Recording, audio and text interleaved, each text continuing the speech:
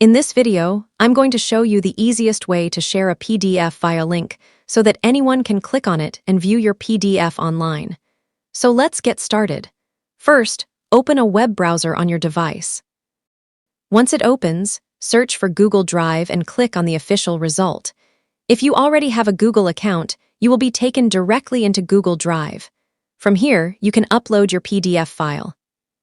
Tap on the New button, then select File Upload.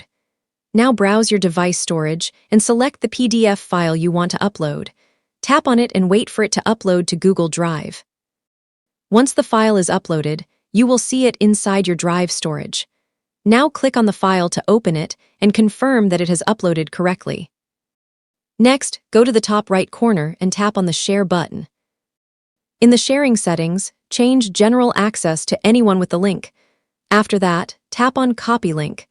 This will generate a shareable link for your PDF file.